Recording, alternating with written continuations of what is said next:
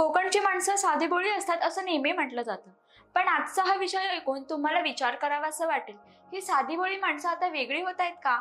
याचं उत्तर शोधण्याचा आपण प्रयत्न करूया. नमस्कार, मी मानसी कांबे प्रहार न्यूज लाईन मध्ये आपलं स्वागत करते. नुकतेच रायगड जिल्ह्यातील महाड तालुक्यातील पिंपळदरी मोरांडेवाडीत काही बांगलादेशी नागरिक अवैधरित्या वास्तव करत आहेत. महाड MIDC पोलिसांनी केलेल्या कारवाईत चंद्रकांत शिंदे यांच्या घरात 6 बांगलादेशी नागरिक सापडले. या लोकांना स्थानिक बांधकाम कंपनीने कामावर ठेवलं होतं. पण मुद्दा एवढ्यावरच थांबत नाही. असं कसं घडलं आणि याला जबाबदार कोण? तर पुढे रत्नागिरी म्हणजेच रत्नांची नगरी. सावरकरांना जिथे ब्रिटिशांनी स्थानबद्ध केलं त्या भूमीचा इतिहास गौरवशाली आहे.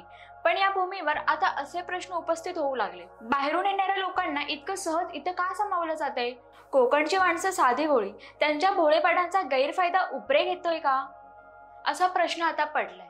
कारण मुंबई पोलिसांना एका गुन्ह्याच्या तपासादरम्यान शिरगावमध्ये एक धक्कादायक बाब समजली.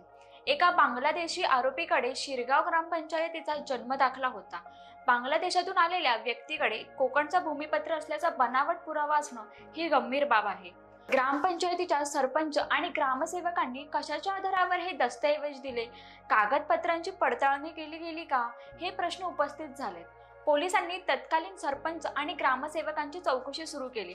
मात्र यामागे स्थानिकांची आर्थिक लालसा आणि भ्रष्टाचार असण्याची शक्यता नाकारता येत नाही. बांगलादेशी घुसखोर केवळ कोकणातच नाहीत तर भारतभर आपले जाळं पसरवत आहेत. मजूर, मासे विक्रेते, कपडे विकणारे, अगदी रस्त्याच्या कडेला स्टॉल लावणारे हे कधी घुसखोर असतील हे ओळखणं अवघड होते. काही दिवसांपूर्वी रिया बर्डे नावाच्या अभिनेत्रीचं प्रकरण चर्चेत आलं. ती मूळची बांगलादेशी, पण बनावट कागदपत्रांच्या आधारे भारतात राहत होती. ही परिस्थिती किती गंभीर आहे याचा एक नमुना आहे. या बांगलादेशींना मदत कोण करतं? तर आपल्यातलेच काही सामान्य लोक असतात. थोड्याशा पैशाच्या मोहापोटी भारताचं भविष्य विकतात. उच्च पदावर बसलेले अधिकारीही यात सामील असतात. आता प्रश्न असा आहे की आपल्याला भोळ्या भाबड्या स्वभावामुळे आपणच आपलं नुकसान करून घेतोय का? सध्या महाराष्ट्र सरकार आणि केंद्र सरकारनं अशा घुसखोरांविरुद्ध मोहीम उघडली. पण हे काम सोपं नाही. कारण घुसखोर आपल्यासारखेच दिसतायत, आपली भाषा बोलतात आणि आपल्यातच मिसळून जातात. हे घुसखोर फक्त रोजंदारी करत नाहीत तर त्यांच्या आर्थिक इकोसिस्टीमचा भाग बनतायत. आपल्याकडे म्हण आहे, गाव तिथे उकिरडा. आता गाव तिथे बांगलादेशी असं म्हणण्याची पाळी आली.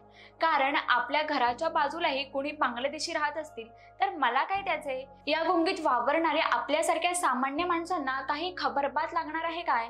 आपलं भलं आणि आपलं काम भलं हे सभ्य सज्जन माणसाचं ब्रीदवाक्य आहे. पण भल्या माणसा, तुझ्या येणाऱ्या पिढीचं वाटोळं होतंय अशा वागण्यामुळे.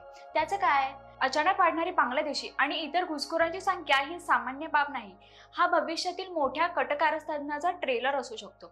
उद्या ते वेगळा देश द्या अशी हिंसक मागणी करणार नाहीत याची शाश्वती कोणी देऊ शकतो का? हे टाळायचं असेल तर ही समस्या गांभीर्याने घ्यावी लागेल. कोकणची माणसं साधी भोळी होती असं आपण नेहमी म्हणतो. पण आज ती भोळी राहिली नाहीत का? की त्यांच्या भोळेपणाचा गैरफायदा घेतला जातोय?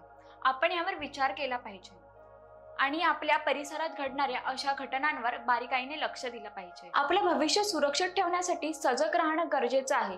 तर तुम्हाला हा विषय महत्त्वाचा वाटत असेल तर नक्कीच विचार करा. व्हिडिओ शेअर करा आणि आपल्या प्रतिक्रिया खाली कमेंट करा आणि चॅनलला सबस्क्राईब करा. धन्यवाद.